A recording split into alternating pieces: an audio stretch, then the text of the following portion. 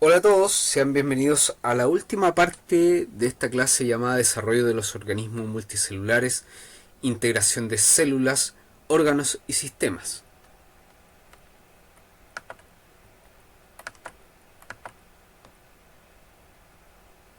En esta clase nosotros lo que buscamos es que ustedes relacionen las características morfológicas y funcionales y de organización de los diversos tejidos del organismo con la diversidad funcional de los sistemas. Y aquí es importante que ustedes tengan recuerdo de que en la clase anterior vimos un esquema en el cual hablábamos que las células, cuando adquieren una configuración o una organización determinada, forman tejidos. Y algo muy importante es que los tejidos tienen distintos tipos celulares. Y estos distintos tipos celulares son los que le confieren, en este caso, las características propias a cada tejido, sus propiedades y lo que después van a conferir las propiedades y las características que van a cumplir los órganos. Recuerden, muy importante, que los tejidos no tienen un solo tipo de célula, sino que tienen distintos tipos celulares, si no, no podrían en este caso cumplir diversas funciones, diversas acciones coordinativas, entre otros. Y acá es importante que este esquema es un esquema que está basado en el cuadro de la clase anterior, en el cual mostramos los diversos sistemas con sus, en este caso, con sus principales partes, partiendo desde el sistema tegumentario, que lo forma la piel, el cabello, las uñas, el sistema musculoesquelético con huesos, articulaciones, tendones, el sistema endocrino con glándulas, en este caso, que secretan diversas hormonas. Aquí hay un error, en este caso aquí no como tal el sistema endocrino no está el cerebro, y acá su principal función es la secreción de hormonas. Sistema nervioso, en este caso que lo vamos a ver en un momento más, sistema cardiovascular, sistema linfático, sistema inmunitario. Aquí lamentablemente no está bien generada la imagen, y los sistemas respiratorios y los sistemas reproductores. Y acá es importante este cuadro, ya que recuerden que, como vimos en un video anterior, el cuerpo humano funciona a través de diversas interacciones que se generan de parte de los diversos órganos. Y estos órganos, estas interacciones, ¿qué es lo que buscan? Mantener la homeostasis. En este caso, que es la capacidad de mantener funciones regulares normales para el funcionamiento del organismo. Un ejemplo de esto puede ser la homeostasis energética, que son todas aquellas funciones normales que buscan, en este caso, la producción de energía para la mantención en este caso, de un organismo. Pasemos a ver el primer sistema, que es el sistema nervioso. Y el sistema nervioso, desde el punto de vista estructural, está formado por dos grandes partes. El primero, que es el sistema nervioso central, que está ubicado aquí en el eje medial, que está formado por la médula espinal, por las estructuras como el romboencéfalo, mesencéfalo, el cerebelo y el cerebro. Y el sistema nervioso periférico, que está formado por los diversos nervios, como los que aparecen aquí en pantalla. Un nervio radial, mediano, ciático, entre otros. Y también por organizaciones nerviosas como son los plexos. Ahora hablemos acerca de la unidad estructural y funcional del sistema nervioso, que son las neuronas. Las neuronas están formadas por tres grandes partes. El soma, que es en este caso donde se encuentra el núcleo, gran parte de los organelos. Las dendritas, que son estas prolongaciones cortas, son estas ramificaciones. Y el axón. En este caso, las dendritas en este caso reciben la información y la transmisión de lo que es el impulso nervioso. La información circula a través de este axón hasta llegar en este caso a la parte terminal del axón, donde ustedes, como pueden ver ahí, hay unos botones, que es en este caso son los botones sinápticos, que es en donde se produce la sinapsis, que en simples cuentas, en este caso, es la forma de comunicación que tienen las células nerviosas, en este caso las neuronas. Y tenemos dos grandes tipos, que son la sinapsis nerviosa, en este caso, que la comunicación en este caso de la neurona presináptica, en este caso consideremos que el impulso nervioso viene en esta dirección, y la comunicación desde esta neurona presináptica a esta neurona postsináptica, como aparece acá, se realiza a través de estas uniones celulares. Es una comunicación directa, es una comunicación célula a célula, a diferencia en este caso de la sinapsis química. En este caso, la misma situación que dijimos anteriormente, viene el impulso nervioso, pero acá lo que se genera es la liberación de neurotransmisores desde las vesículas sinápticas, que generan exocitosis y liberan estos mensajeros químicos, que son los neurotransmisores. Y estos neurotransmisores, que vienen de la vesícula presináptica, se liberan a este espacio sináptico y generan una unión, en este caso, con los receptores de la neurona postsináptica, y así se continúa el impulso nervioso. Que es importante que ustedes tengan claro con respecto a comparar ambos sistemas de comunicación. En la sinapsis eléctrica, ustedes no tienen espacio, en este caso, entre la neurona presináptica y la postsináptica. Aquí tienen la conexión directa que se genera a través de estas uniones celulares, a diferencia de la sinapsis química, que en este caso hay un espacio entre la neurona presináptica y la postsináptica, y la comunicación se genera a través de estos mensajeros químicos, que son los neurotransmisores.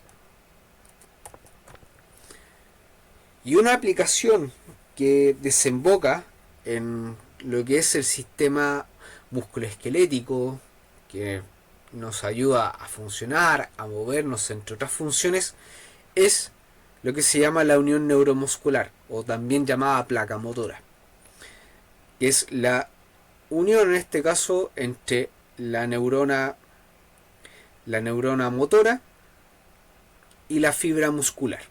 Y acá consideren que acá, lo mismo que la comunicación anterior, se genera en este caso una transmisión del impulso nervioso a través del axón, llegando al botón presináptico.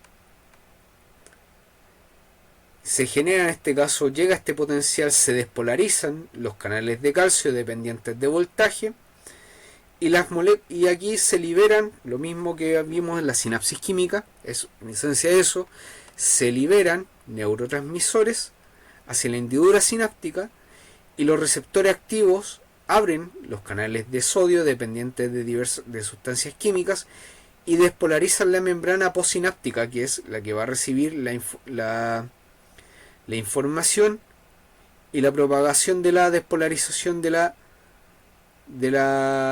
membrana, y va a generar lo que se llama el potencial de acción. Y aquí ya se genera la transmisión de por sí de la transmisión nerviosa hacia la fibra muscular. Y luego, para terminar ya el proceso, en este caso de potencial de acción después de la transmisión, ya la acetilcolina, que son los neurotransmisores, se reciclan y los canales de sodio se abren y se despolarizan, en este caso en la membrana del terminal axónico. Y como ya vimos, el sistema nervioso, una de las comunicaciones, la comunicación que tiene entre el sistema nervioso y el sistema musculoesquelético en la placa motora. Aquí ahora pasamos a ver el tejido muscular, que en este caso el tejido muscular está formado por los fascículos musculares, y en este caso está formado por la fibra muscular, que la fibra muscular es la unidad estructural del músculo. Y si nosotros vemos más en detalle cada fibra muscular, en este caso, esta fibra muscular, como ustedes pueden ver ahí, acá, está formado por diversas bandas, está formado por filamentos, en este caso, que son tenemos los miofilamentos, están los filamentos de actina, que son los filamentos delgados, y están los filamentos de miosina, que son los llamados filamentos gruesos. Y acá es importante que tengan claro que la unidad funcional en este caso de la contracción muscular es en este caso lo que se llama el sarcómero, que va desde línea Z a línea Z. Que cuando se desplaza, el desplazamiento, en este caso cuando se genera la unión entre la actina y la miosina, que lo vamos a ver en un momento más, en un video, estas bandas Z se desplazan a esta región medial y generan la contracción muscular. Y ahora vamos a ver este video, con el cual a ustedes les va a quedar mucho más claro el mecanismo de contracción muscular. El tema de hoy es el mecanismo de la contracción muscular. Recuerda que la unidad funcional de la contracción del músculo esquelético se llama sarcómero.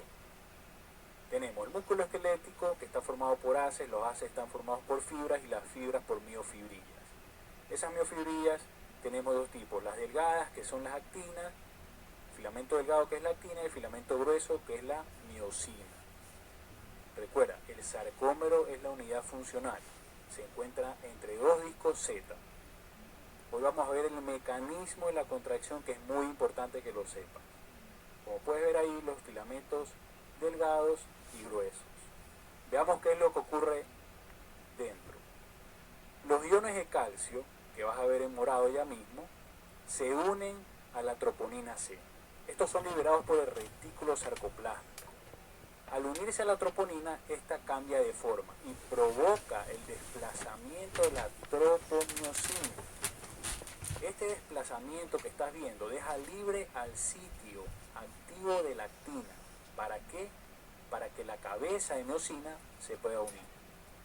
Recuerda que la cabeza de miosina debe ser activada antes de que el mecanismo paso a paso de la contracción empiece. Esto ocurre cuando el ATP se une a la cabeza de miosina y produce la hidrólisis. Se produce la hidrólisis de este ATP, dejando ADP y un fosfato inorgánico. La energía liberada de la hidrólisis del ATP activa la cabeza de miosina. Entonces, la cabeza activada se une a la actina. Vamos a ver cómo se une. Mira, se une a la actina una vez que ya está activada y se libera el fosfato inorgánico. Esto produce que la unión se fortalezca. se fortalece la unión. Y ahora viene el golpe de fuerza. El ADP se libera y la cabeza de miosina se desplaza. Es decir, la cabeza de miosina desplaza el filamento de actina hacia la línea media.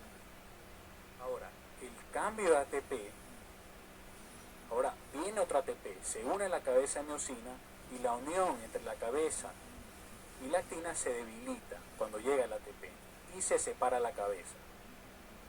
Pero después ocurre lo mismo, después se vuelve a activar la cabeza de miosina, el ATP, se produce la hidrólisis del ATP, dejando el ADP y el fosfato inorgánico, y la energía liberada reactiva la cabeza de miosina y se vuelve a repetir lo mismo. Este es el mecanismo paso a paso.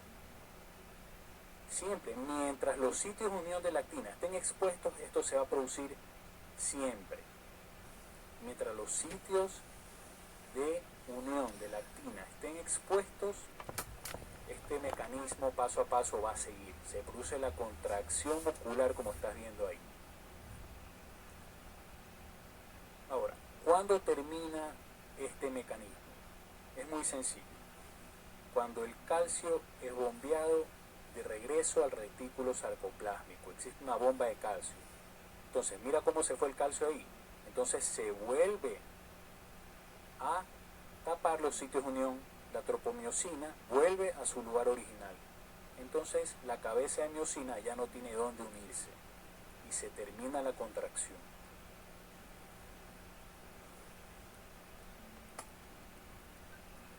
Entonces, como se vio en el video, acá tenemos todo un proceso que después ahí ustedes lo pueden ver un poco, lo van a poder ver, pueden verlo un poco más en detalle, de todo el proceso que involucra desde el estímulo hasta ya el proceso de contracción muscular.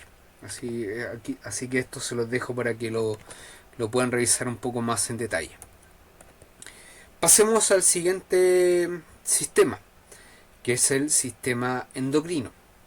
El sistema endocrino, como ustedes pueden ver ahí, es en este caso un sistema cuyas funciones principales son la regulación del metabolismo, la mantención de la homeostasis a través de diversos mecanismos como los que aparecen acá, como la regulación de la presión arterial, la regulación del azúcar o la glicemia en sangre, la regulación en este caso del equilibrio de los fluidos y la regulación de la temperatura corporal, crecimiento y desarrollo, funciones sexuales, reproducción, el ciclo sueño-vigía, que es muy importante principalmente para el descanso y para otras funciones, y el humor.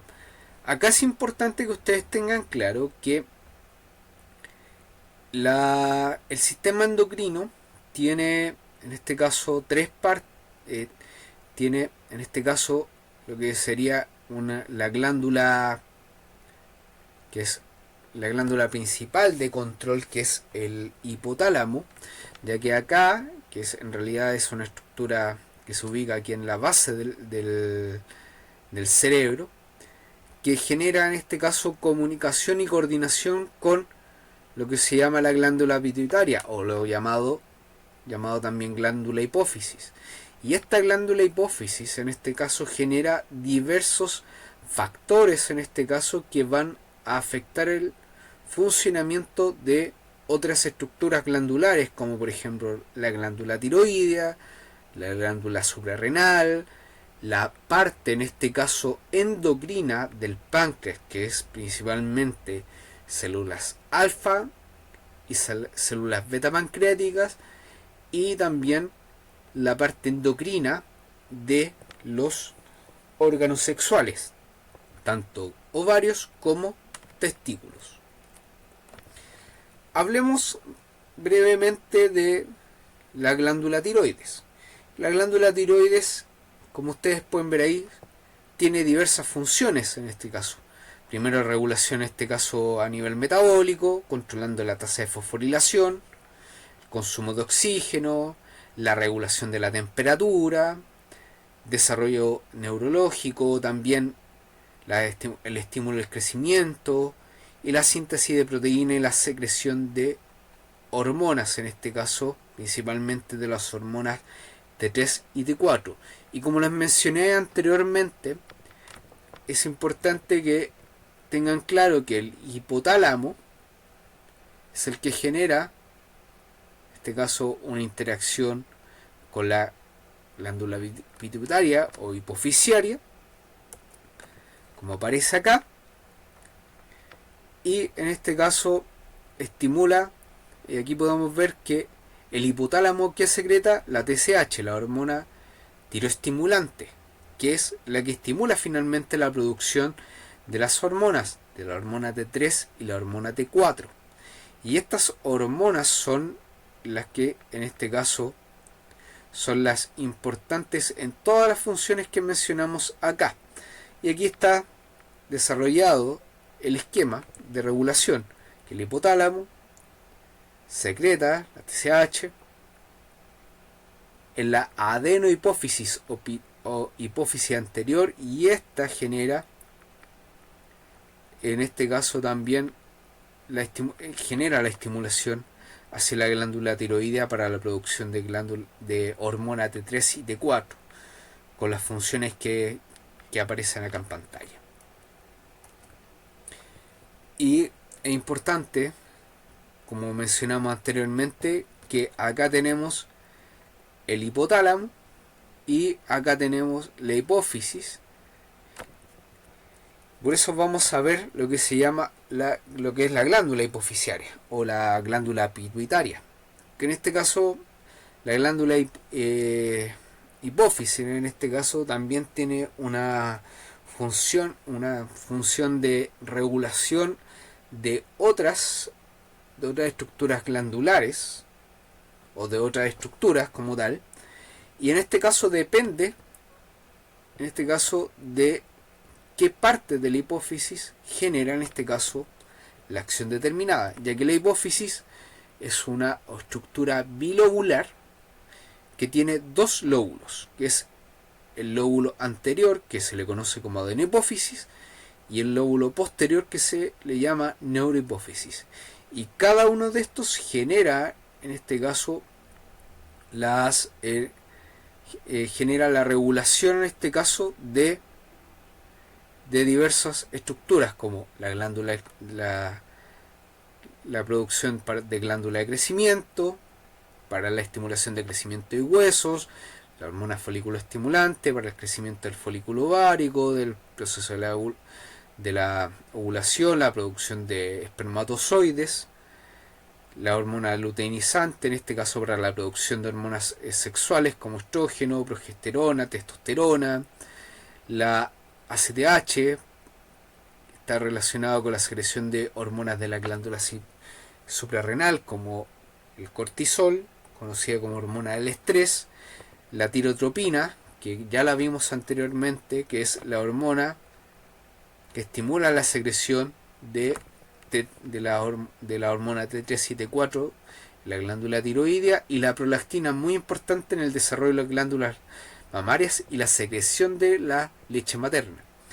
Y la neurohipófisis secreta, en este caso, antidiurética, la antidiurética que ya la vimos en la clase anterior, que está relacionada con la regulación de agua, y la oxitocina, que está relacionado con la contracción uterina y con la eyección de leche. Por eso es muy importante esta hormona como una hormona que en este caso que controla otras funciones corporales. Y ahora pasemos a ver el siguiente sistema, que es el sistema digestivo. El sistema digestivo está formado, y aquí es importante que tengan claro que vamos a hablar de varias cosas. Vamos a hablar primero que el sistema digestivo está formado por dos grandes estructuras, que es el tubo digestivo y en este caso las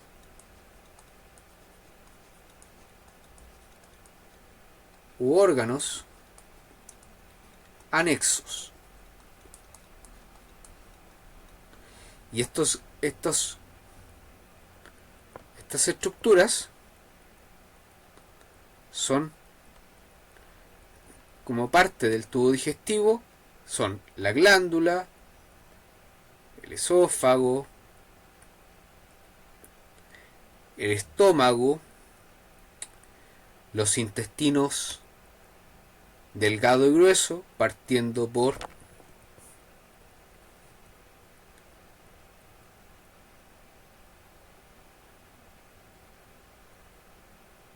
intestino delgado, duodeno, yeyuno e ilion, en este mismo orden. Y las glándulas anexas, u órganos anexos en realidad, ese es el nombre más correcto, después de el duodeno, del ilion. El ilion se conecta con el intestino grueso, que es el colon. Colon se comunica con el recto y el ano. Y eso es el tubo digestivo. Y las glándulas u órganos anexos son el hígado, la vesícula biliar, el estómago, el páncreas y el apéndice. Y otra cosa importante que aquí en este dibujo no aparece, que el estómago, se lo voy a dibujar acá,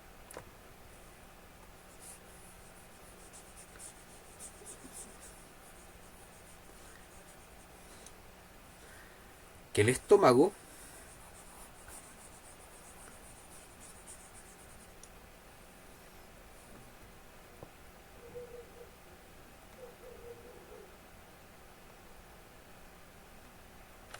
fíjense que acá en esta zona específico, voy a resaltarlo acá con una pluma de otro color.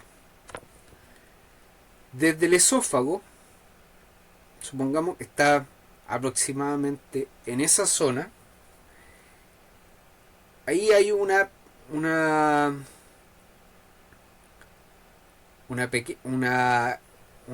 pequeña válvula, en este caso, que es la unión, en este caso, del esófago con el estómago, y esta unión acá se llama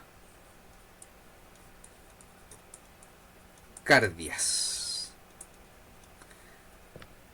Y sucede lo mismo, en este caso, al final justamente uniendo estómago, la parte final del estómago, con la primera fracción, en este caso, del intestino delgado, y aquí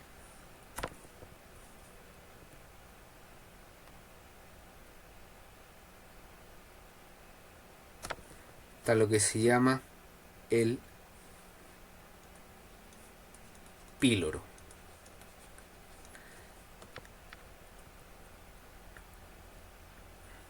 Cuando una persona tiene, en este caso, tiene algún tipo de problema de reflujo, es porque esta válvula tiene algún tipo de disfunción, ya que en este caso, cuando una persona come, acá es importante que tengan claro que lo que les voy a explicar a continuación, que cuando una persona come y se genera la interacción entre la saliva y el alimento, se genera en primera instancia lo que se llama bolo alimenticio. Y este bolo va circulando a través del tubo digestivo, por lo que son movimientos peristálticos. Los movimientos peristálticos son los movimientos propios del tubo digestivo que facilitan en este caso el movimiento de este bolo alimenticio a través del tubo para llegar al estómago. Y acá en el estómago se producen la primera digestión de este bolo alimenticio. Y este bolo alimenticio, cuando se comienza a procesar, se genera algo así como una especie de sopa, por así decir. Y esta sopa tiene un nombre. Y ese nombre es quimo.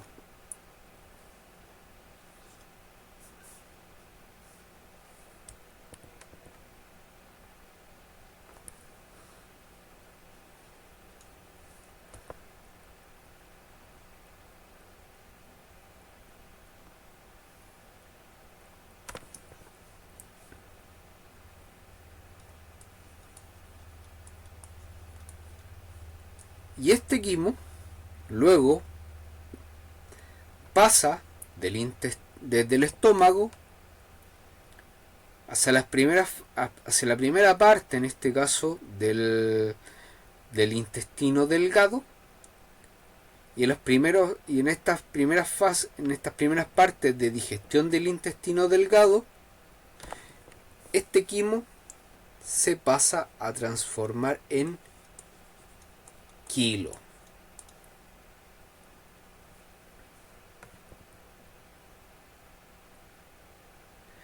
Y ahora vamos a ver un video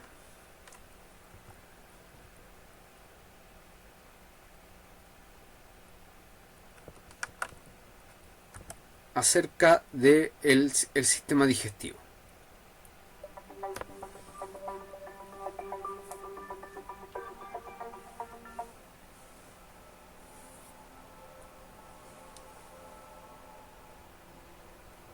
El sistema digestivo consta del tracto gastrointestinal que va de la boca al ano, además del páncreas, el hígado y la vesícula biliar.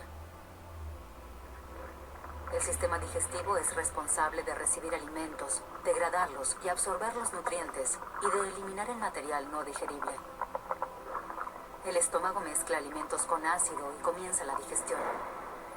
El recubrimiento del estómago se protege del ácido con moco y bicarbonato. Las úlceras gástricas ocurren si esta capa se altera y aparece inflamación dolorosa. El páncreas libera enzimas en el intestino delgado que ayudan a la degradación de alimentos. Además, el páncreas libera a la sangre hormonas como la insulina, la que ayuda a controlar la glucosa en sangre. El hígado produce bilis que se almacena en la vesícula biliar y es secretada en el intestino delgado. La bilis elimina toxinas del cuerpo y tiene sustancias para absorber nutrientes. El intestino delgado absorbe el agua y los nutrientes. Estructuras similares a dedos o microvellosidades aumentan la superficie de absorción. La infección de los intestinos por organismos patógenos como bacterias puede producir diarrea, náuseas, vómitos y dolor abdominal. El intestino grueso es donde se forman las heces que se excretan por el recto.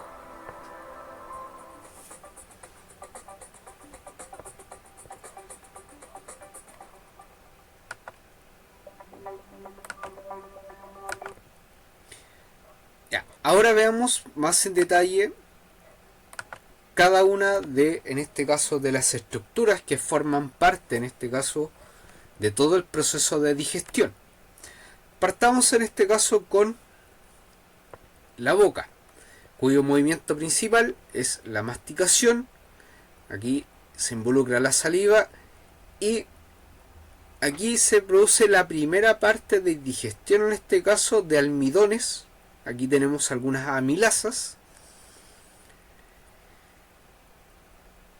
Y aquí tenemos la digestión de almidones. Luego ya, como dijimos anteriormente, aquí se forma el bolo alimenticio, que va en este caso a pasar a través del esófago, a través de movimientos de peristalsis, para llegar, en este caso para atravesar el cardias, llegar al estómago, y en el estómago se generan procesos digestivos que están mediados por ácidos estomacales y enzimas digestivas, como proteasas principalmente. Y aquí principalmente que lo que se digiere son principalmente proteínas. Recuerden que en todo este proceso teníamos el bolo alimenticio y aquí tenemos el quimo, que en este caso que es la digestión, en este caso la primera digestión de este bolo alimenticio.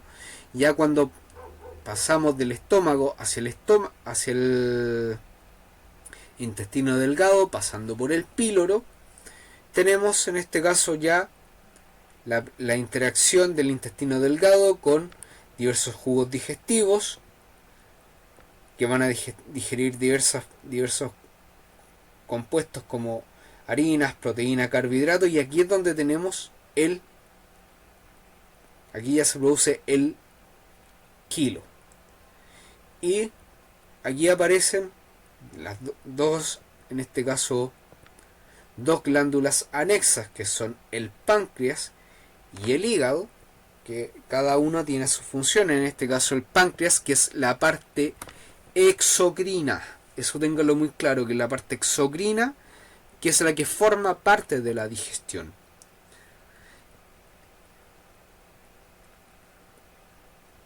Y el hígado, en este caso, que va a tener la función de producir bilis, y esta bilis va a ser en este caso almacenada en la vesícula biliar. Y por eso acá es importante que tengan claro que por qué la vesícula biliar se puede extraer. Un ser humano puede vivir sin vesícula biliar. Y se ha visto que la vesícula biliar es, especialmente en mujeres, es muy susceptible a la formación de lo que se llama litiasis o cálculos vesiculares, y estos cálculos pueden favorecer procesos de cáncer vesicular. De por sí se ha visto que el cáncer vesicular en mujeres es uno de los tipos de cáncer más frecuentes. Y luego de todo el proceso en el intestino delgado, ya pasamos hacia el intestino grueso, y aquí ya se producen aquí se produce en el colon ya la última parte de digestión y de metabolización de algunos nutrientes. Principalmente aquí ya tenemos la recuperación de agua, tenemos ya la formación de la S, que después va a ser eliminada posteriormente a través del ano. Y acá es importante que aquí tenemos lo que son las bacterias que son propias de la microbiota intestinal. Y después en asignaturas posteriores ustedes van a poder estudiar un poco más en detalle la microbiota intestinal y ver que la microbiota intestinal tiene una importancia vital en diversas funciones del cuerpo humano. Aquí está un poco más en detalle lo que les había mencionado de la masticación, aquí tenemos las enzimas, que en este caso que van interviniendo en cada una de las fases de la digestión. Y acá es muy importante algo que no les había mencionado anteriormente. Seguramente ustedes han escuchado acerca de lo que se llaman las cirugías bariátricas. Las cirugías bariátricas son diversas técnicas que apuntan en este caso a el control del peso corporal. Y acá es muy importante que ustedes, cuando les toque trabajar ya sea en servicio público, servicio privado, y a ustedes les toca enfrentar este tipo de técnicas, tengan muy claro qué tipo de técnica es, porque cada una de estas técnicas puede afectar funciones del tubo digestivo. Por ejemplo, la manga gástrica se genera aquí. La manga gástrica se genera una reducción, en este caso, del tubo digestivo, Entonces, si se genera una reducción del tubo digestivo, probablemente ¿qué va a verse afectado? Justamente la hidrólisis y desnaturalización, en este caso, de las proteínas. O en este caso, cuando tenemos el bypass gástrico normalmente va desde una parte del esófago, primera parte del estómago, hace en este caso un bypass que se une con alguna parte, en este caso de duodeno o yeyuno. Y acá es muy importante que dependiendo de la zona donde se una, las zonas que van a estar, las zonas anteriores, que van, digamos, más arriba, va a verse afectada la absorción y la metabolización de ciertos nutrientes. Y es por eso que en cirugía bariátrica se recomienda la suplementación de algunos nutrientes, dependiendo en este caso de la técnica utilizada. Y aquí lo pueden ver un poco más en detalle, eso se los dejo a ustedes, que aquí tenemos el tubo. Recuerden que el tubo digestivo está el boca, esófago, estómago, duodeno, yeyuno, ilion, que estas tres estructuras es el intestino delgado, intestino grueso, colon, recto y ano. Y estos después del tubo digestivo se van a absorber todos estos nutrientes en cada una de estas posiciones y después van a pasar a circulación para llegar a sus diversos destinos. Y esto aquí también está un poco más detallado. Eso se los dejo para que lo puedan ver un poco más en detalle cada uno de ustedes. Veamos un poco más en detalle el proceso de digestión, en este caso. Aquí es importante que tengan claro que hacia el estómago se secretan enzimas y hormonas digestivas, y cada una de estas hormonas o de estas enzimas facilitan en este caso la digestión, en este caso. Y un ejemplo, y así y todo, importante que tengan claro que a nivel de estomacal, recuerden que se genera la digestión de proteínas en aminoácidos. Es importante considerar que en el estómago también se secreta ácido clorhídrico, HCl, que facilita la digestión de proteínas. Y acá, no sé si acá seguramente más de alguno habrá escuchado del consumo de algunos fármacos como omeprazol, famotidina, entre otros, que son fármacos que son utilizados para el tratamiento de la acidez estomacal. Y esta acidez estomacal, cuando se genera algún tipo de variación a nivel de la acidez del estómago, esto puede afectar finalmente la absorción de las proteínas. Recuerden que de manera normal el pH del estómago está más o menos entre 2,7, entonces cualquier elemento, fármaco u otro que genere alguna alteración del pH del estómago puede finalmente afectar este proceso de proteólisis. Y ahora pasemos a ver de manera breve el proceso de metabolismo de las proteínas.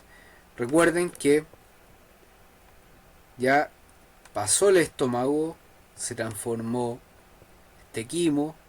Aquí ya en la primera parte del intestino delgado ya pasa a llamarse quilo. Y aquí imagínense que aquí vienen el alimento, y aquí en el lumen intestinal se produce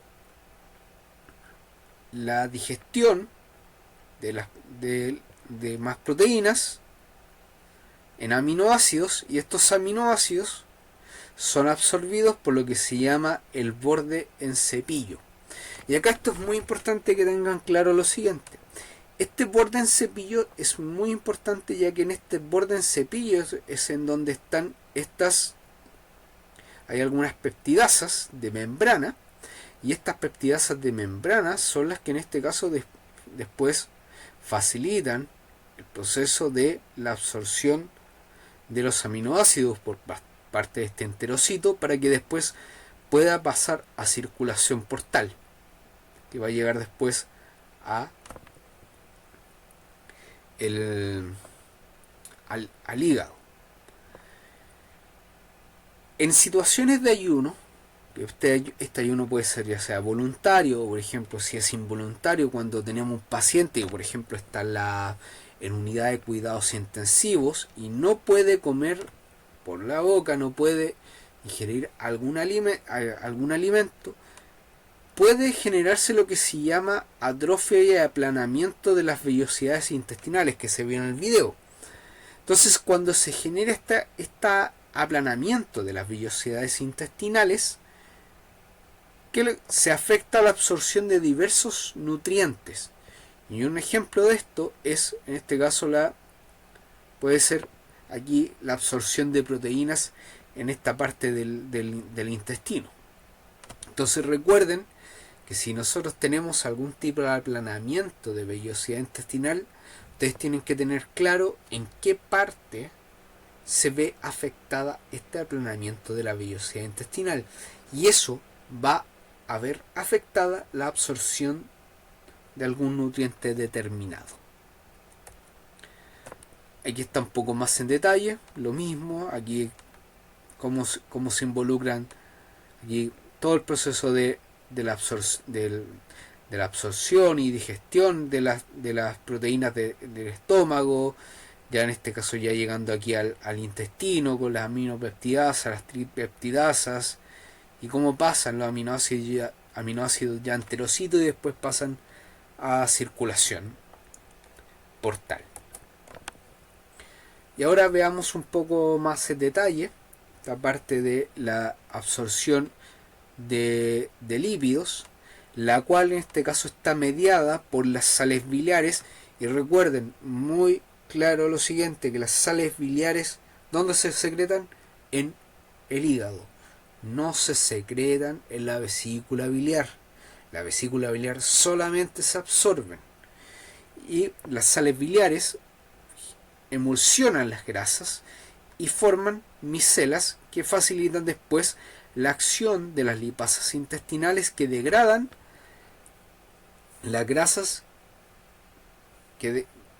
para formar triglicéridos, y estos que después se van a degradar hacia ácidos grasos, y estos ácidos grasos van a ser absorbidos también por vellosidades intestinales, por la mucosa intestinal, y van a ser transformados en triglicéridos.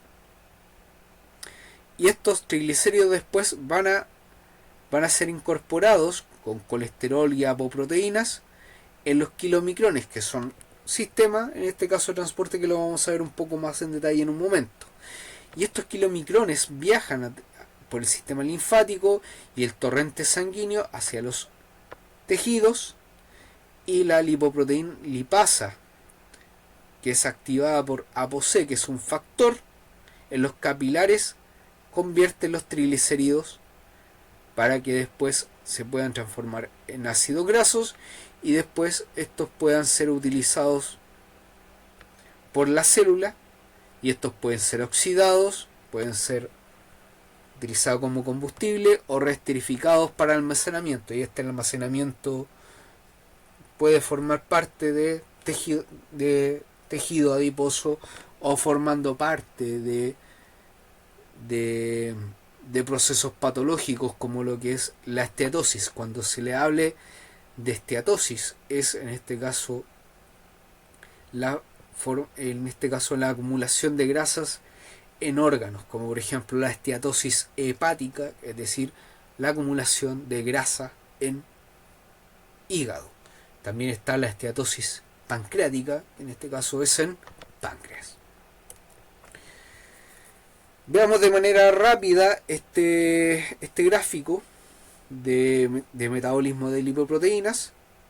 Recuerden que los lípidos que vienen de la dieta sufren todo el proceso de digestión, y en este caso aquí ya en duodeno se genera en este caso la acción de los ácidos biliares para la formación, en este caso para la digestión de las grasas hacia ácidos grasos. Después estos ácidos grasos van a formar kilomicrones, y estos kilomicrones van a ser transportados hacia el hígado, y después estas lipoproteínas van a, en este caso, esta grasa puede ser transportada a través de la circulación sanguínea, a través de diversas proteínas de transporte, como por ejemplo el HDL, el VLDL y el LDL. Y aquí es importante que aquí tengan claro lo siguiente, que aquí se utiliza muy mal un término que se llama el famoso colesterol bueno y el colesterol malo. En realidad, ¿por qué se habla de colesterol malo y colesterol bueno? Que se los voy a explicar un poco más de detalle al final de la clase. Las VLL y las LDL, al tener una mayor cantidad de triglicéridos y ésteres de colesterol, son más susceptibles en este caso a procesos de oxidación.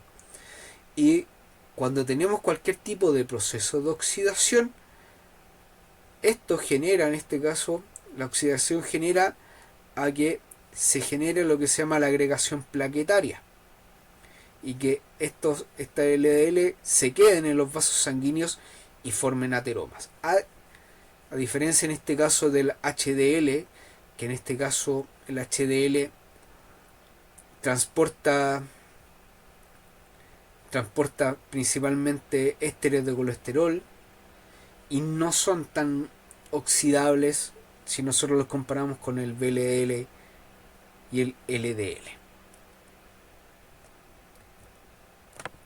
Ahora pasemos a ver, en este caso, el metabolismo del hierro. Lo mismo, recuerdan que tenemos el alimento, los alimentos que sufren todo el proceso de digestión, llega ya al intestino, y en el intestino, también en nivel, en este caso, del epitelio intestinal, tenemos lo que se llaman los transportadores de hierro o los transportadores hemo. Y acá vamos a hablar de un término que quizá a algunos de ustedes les pueda resultar familiar. Tenemos los términos que son el hierro Hem y el hierro no Hem. El hierro Hem es el hierro que viene principalmente de alimentos de origen animal, y el hierro no Hem es el que viene principalmente de alimentos de origen vegetal. Y el cuerpo humano ha ido desarrollando con la evolución diversos mecanismos para la absorción del hierro. El hierro Hem, en este caso, tiene un transportador, en este caso, transportador propio, que facilita el ingreso directo y más rápido, en este caso, del hierro, para después ser, en este caso, metabolizado y luego ser almacenado y después transportado hacia circulación, aquí almacenado como facilitado por la ferritina. Y a diferencia en este caso del hierro no Hem, este hierro no Hem requiere este transportador, que es el DMT1. Y acá es importante lo siguiente, que es una aplicación desde el punto de vista dietética, alimentario. El hierro Noem requiere esa transformación que es la que yo les había mostrado acá, aquí el hierro, el ion férrico, en este caso el hierro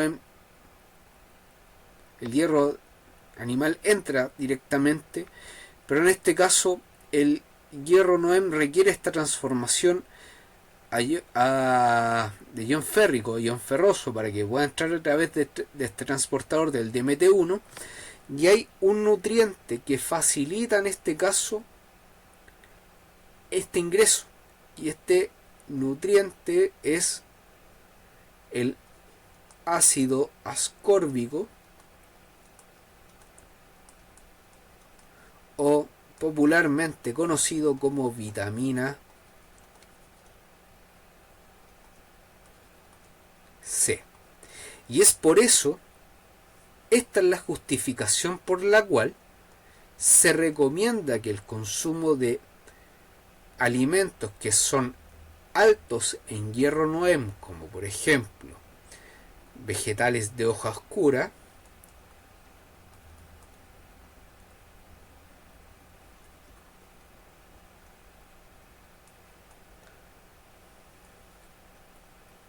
como por ejemplo la selga,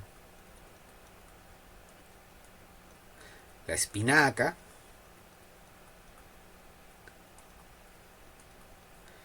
y las legumbres también, que son altas en hierro Noem,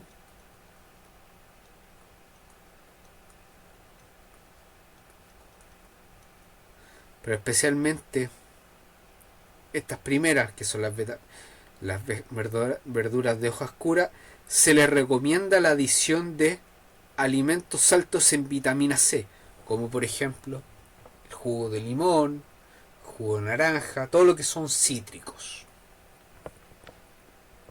Y luego, este es el motivo por el cual se recomienda que se le agreguen alimentos altos, en este caso en vitamina C. Y luego de que este hierro fue absorbido, pasa a circulación para luego ser, en este caso, puede ser, en este caso sufre diversos procesos de transformación, transporte a través de los glóbulos rojos. Y acá es importante que tengan claro que es en la médula ósea en donde se produce, en este caso, los glóbulos rojos que van a transportar el hierro que va a estar en los glóbulos rojos. Considera lo siguiente, que el hierro ingerido en promedio tiene una muy baja tasa de absorción, muy baja. Consideremos que este es un ejemplo de hierro Noem, de hierro M, más bien dicho, disculpen. Y este mismo se absorbe, se transporta por la transferrina y a través del plasma, y llega a los diversos órganos. Y por eso es importante lo que yo les decía, que les mencionaba anteriormente, tener claro de dónde viene el hierro, si en este caso si hierro M o si hierro Noem, para su absorción, y tener claro que los enterocitos, los eritrocitos, más bien dicho, los glóbulos rojos, van a ser los que principalmente van a tener la mayor cantidad de hierro, ya que el hierro forma parte de la hemoglobina, que es en este caso la molécula que transporta oxígeno, que forma parte de este.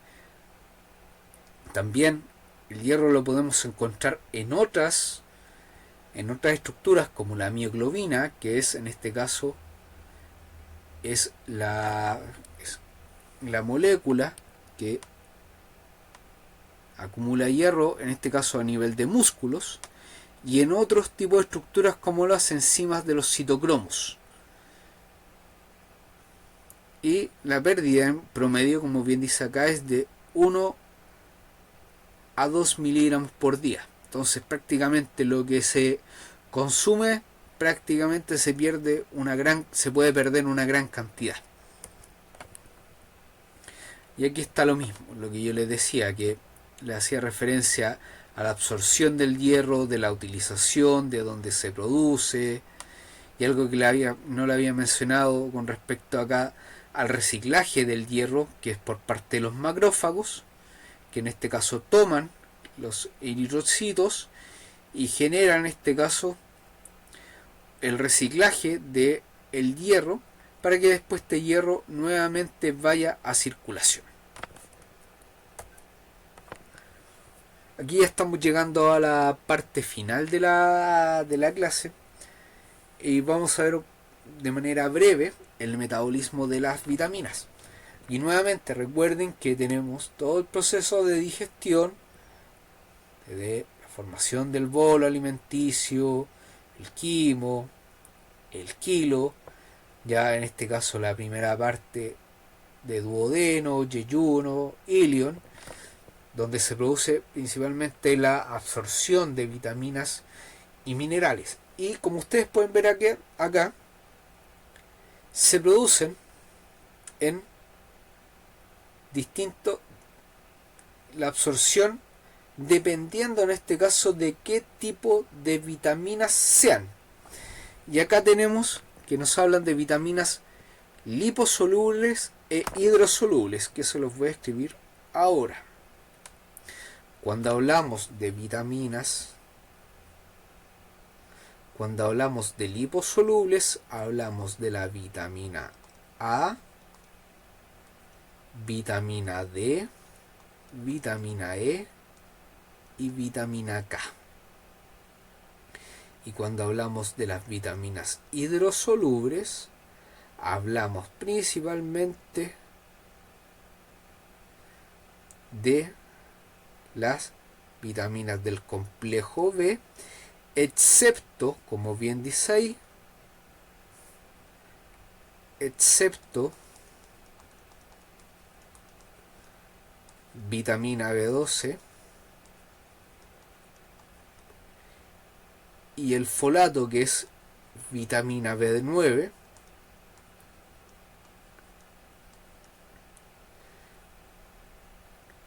y la vitamina C, ya que estas, como ustedes pueden ver ahí,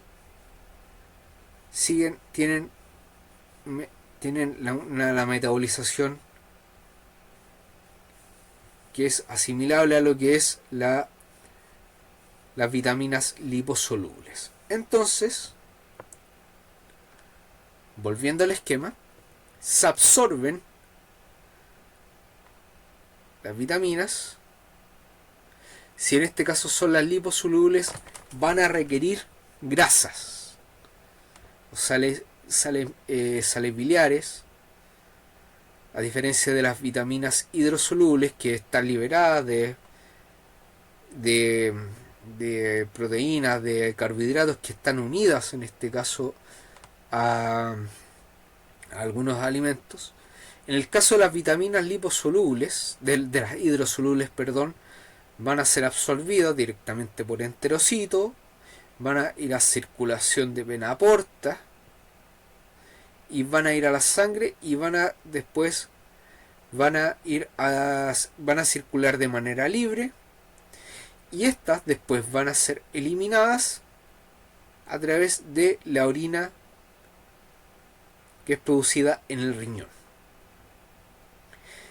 A diferencia en este caso de las vitaminas liposolubles, y también incluíamos acá la vitamina B12, la vitamina B9, el folato, que estas tienen un proceso de de metabolización y absorción similar a lo que vimos en metabolismo de lípidos.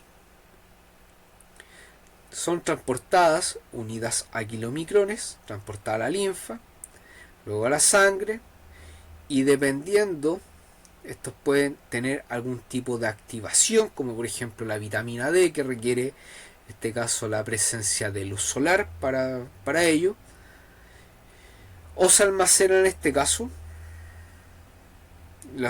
las vitaminas liposolubles se pueden almacenar en compartimentos acuosos, pero en bajas cantidades, y las vitaminas liposolubles se almacenan en tejido adiposo, y se eliminan, en este caso, las vitaminas liposolubles luego de ser procesadas en hígado, bilis, y luego son eliminadas a través de las heces.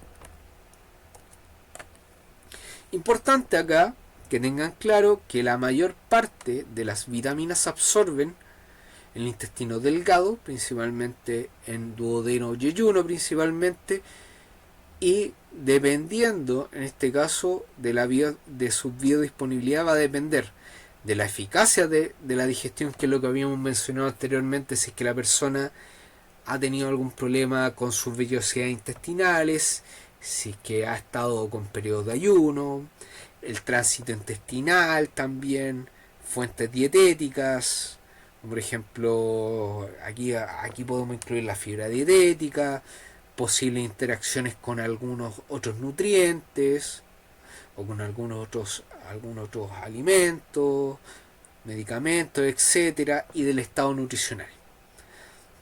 Y acá tener claro que el paso de los nutrientes, después de digerido a la sangre, que van a pasar a la sangre, a la linfa, y la biodisponibilidad, en este caso, es la proporción de nutriente que se absorbe y que finalmente llega a uso o almacenamiento. Recuerden que la absorción, ¿dónde se genera principalmente?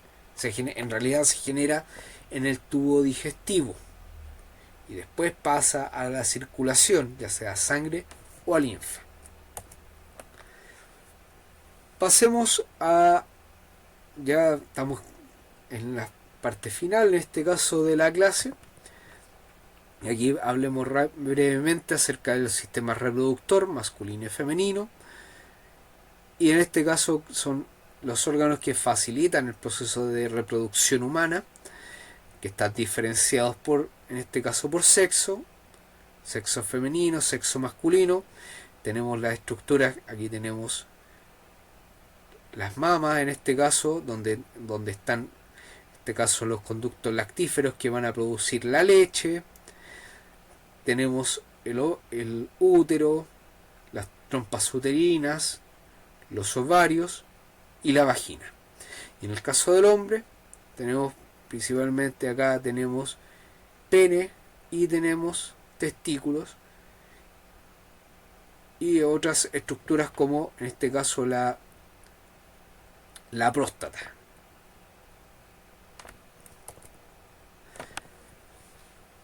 Aquí me voy a detener un poco más que en el sistema, en realidad, en el sistema cardiovascular. El sistema cardiovascular, como bien dice ahí, se encarga de la distribución de nutrientes, de oxígeno y de iones y todo lo que requiera transporte, y también tanto de nutrientes como de desechos de las células. Y este sistema complejo está formado por vasos sanguíneos que transportan sangre y linfa alrededor del cuerpo. Y por eso nosotros vamos a hablar de que el sistema cardiovascular está formado por corazón, vasos sanguíneos y el sistema linfático. Y cuando hablamos de sistema circulatorio se refiere principalmente a sistema circulatorio, que es el que forma los vasos sanguíneos, y el sistema linfático, que acá lo tenemos, que aquí tenemos todo el proceso de circulación, para luego, en este caso, cuando lleguemos a los capilares, que es aquí donde se favorece el proceso de intercambio de nutrientes, también facilitando la eliminación de desechos para después ser excretados por diversos medios, ya sea por sudor, por orina, que en este caso es producida por los riñones, o en este caso también la eliminación de algunos de desechos metabólicos como el dióxido de carbono. Y acá tenemos el sistema linfático, y el sistema linfático tiene los órganos que forman el sistema linfático son, en este caso, los ganglios, que son agrupaciones de tejido linfático donde se producen principalmente las células inmunitarias, linfocitos, monocitos, células T, entre otros, y los vasos linfáticos por donde va a circular la linfa. Hablemos un poco más en detalle del sistema vascular, que está formado por sistema circulatorio, en realidad aquí debe decir, por arterias, venas y capilares.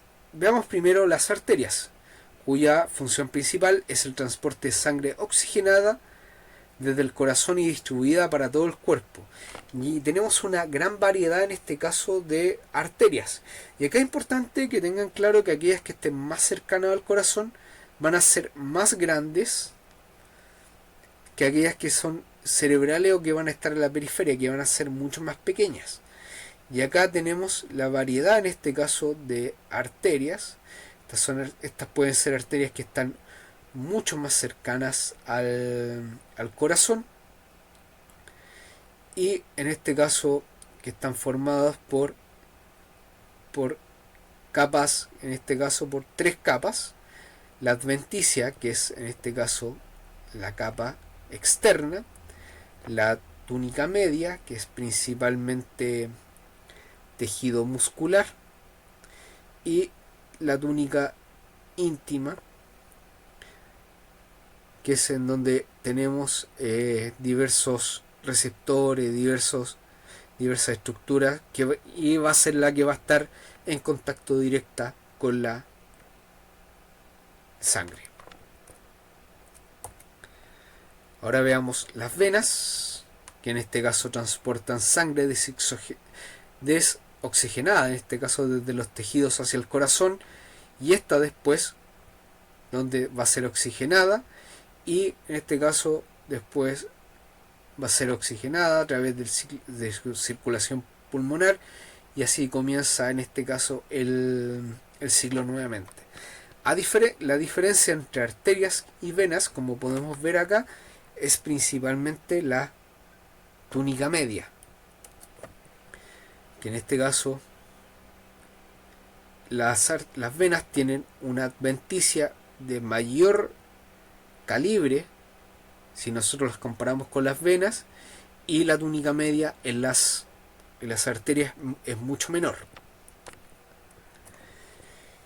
Y el último vaso sanguíneo del sistema vascular son los capilares, que son vasos sanguíneos que conectan arterias y venas, donde se produce el intercambio entre la sangre y las células. Y es aquí donde yo les decía que se produce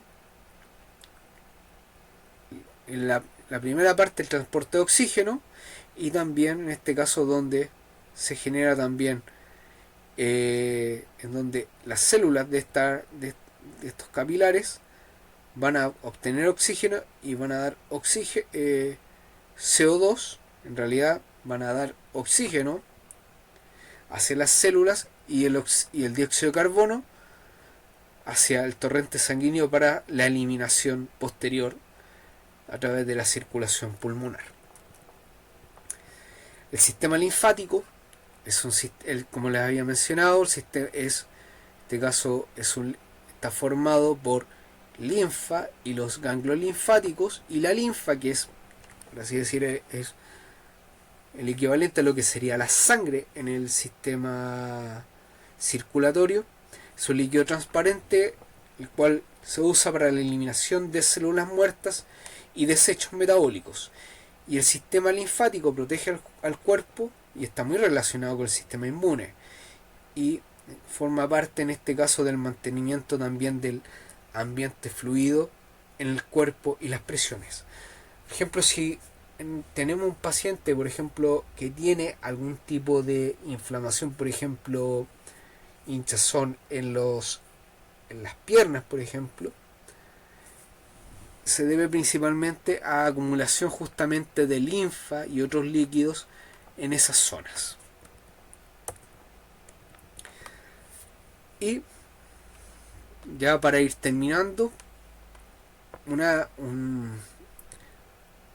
aplicación de cómo todo el sistema cardiovascular se puede ir afectando por diversas patologías como las dislipidemias, la hipertensión arterial, la diabetes, mellitus, el tabaquismo, van a favorecer en este caso procesos de estrés oxidativo. Recuerden que en este caso el estrés oxidativo consiste principalmente en la producción de lo que se llaman los radicales libres. Recuerden que los radicales libres son estructuras que en este caso van a tener desapareado un electrón, y esta estructura va a buscar en este caso estabilizarse. ¿Y cómo se estabiliza? Buscando algunas estructuras como por ejemplo los carbohidratos, proteínas, ácidos nucleicos, etcétera, etcétera. Y al unirse estas moléculas de estrés oxidativo, que están favorecidas por todas estas condicionantes, generan disfunciones, generan que ya estas moléculas o estas estructuras ya pierdan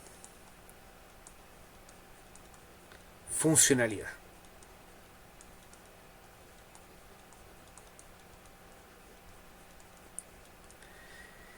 Y esa funcionalidad que pierden, si nosotros la llevamos a este ejemplo del sistema cardiovascular, se asocian con lo que se llama la disfunción endotelial.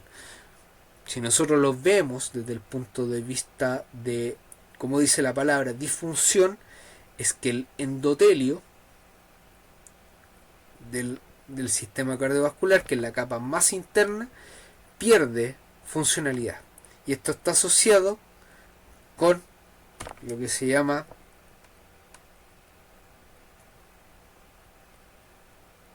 con el óxido nítrico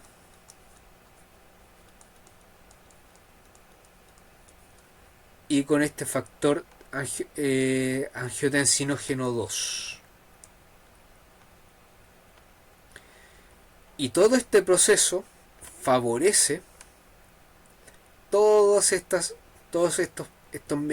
mecanismos patológicos, como es la formación de trombosis por los factores trombogénicos, la acumulación de algunas moléculas citocinas que favorecen la inflamación, como por ejemplo aquí tenemos lo que son las, que ustedes ya lo han visto en los seminarios, que son las interleuquinas. Por ejemplo, puede ser un ejemplo aquí la interleuquina 1 y la 6.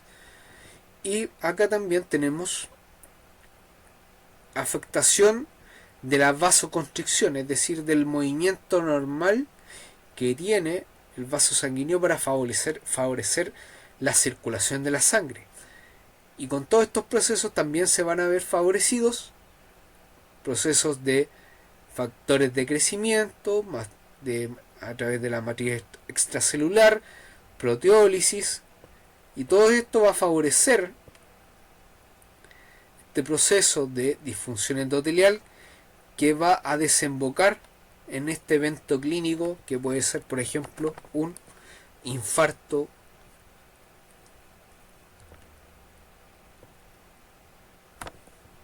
puede ser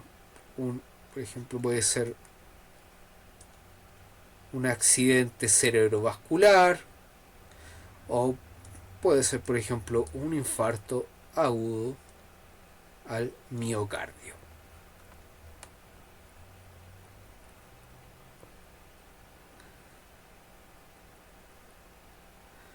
Y aquí les muestro un poco más detalle lo que les había mencionado anteriormente, que cuando porque yo les decía que el HDL y el LDL, que se le mal llama colesterol bueno, colesterol malo, en realidad ahora sí que les voy a explicar un poco más de detalle aquí con esta imagen.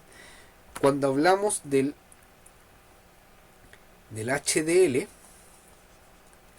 ya que HDL y LDL son transportadores, que este es es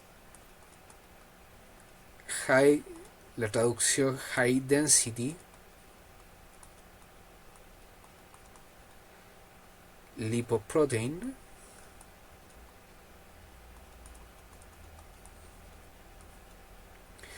y LDL es light density lipoprotein.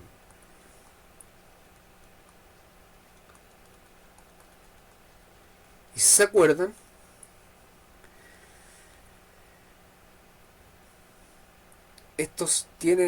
ambos tienen ésteres de colesterol, transportan colesterol, pero ¿cuál es el tema? Que aquí también tenemos triglicéridos, y en especial esta lipoproteína es mucho más susceptible a oxidación, es decir, a que elementos como radicales libres puedan interactuar con esta estructura y puedan favorecer este proceso.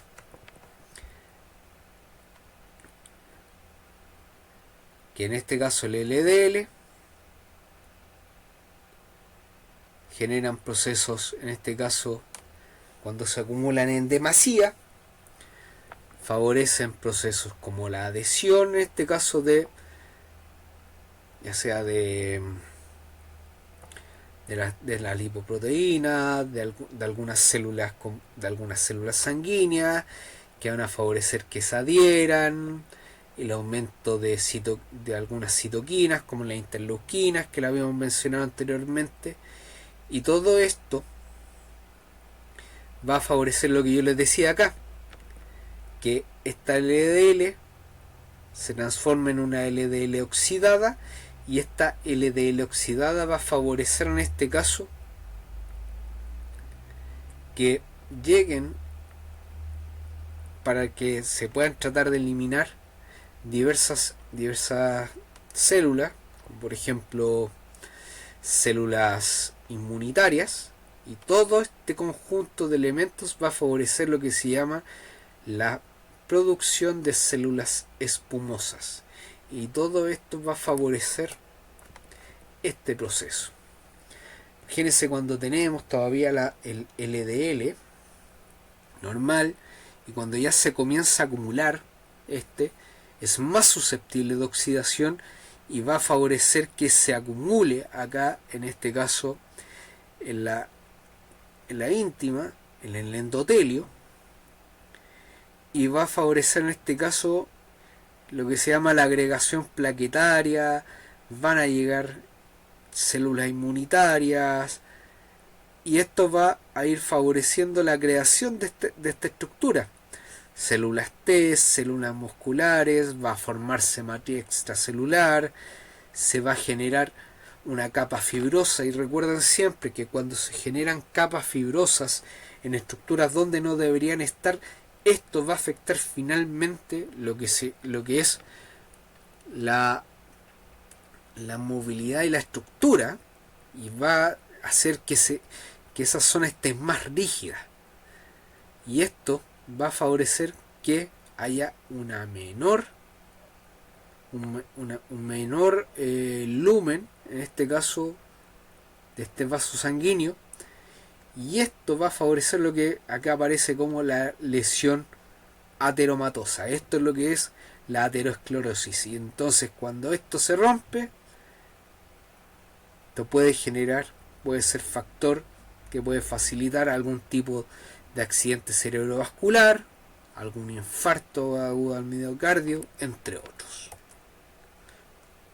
Como por ejemplo, como vimos anteriormente, la hipertensión arterial puede ser un factor de riesgo para lo que habíamos visto, en este caso para una mayor probabilidad de accidente cerebrovascular, infarto agudo al miocardio, y de manera sencilla, rápida, para que lo vayan asimilando, después lo van a ver más en detalle en asignaturas posteriores, que es el aumento de la presión arterial en los vasos sanguíneos, que se va a ver, este aumento de la presión arterial normalmente se va a ver favorecido también por estos procesos que si usted tiene un menor lumen, se va a requerir mayor presión para que circule la sangre y se va a traducir en este caso en el aumento de la presión arterial. Aquí tenemos la presión sistólica y la diastólica y tenemos los diversos síntomas y sus factores de riesgo y las complicaciones que fueron las que les mencioné anteriormente: accidentes cerebrovasculares, problemas por ejemplo la visión, pérdida de memoria, insuficiencia renal, entre otros. Y con esto terminamos la clase. Así que el otro que les voy a recordar, que también voy a subir una pequeña cápsula que es cómo se resuelve un ejercicio de cálculo de ATP para la glucólisis, así que para que lo vean. Y eso sería todo por hoy y que tengan una excelente jornada.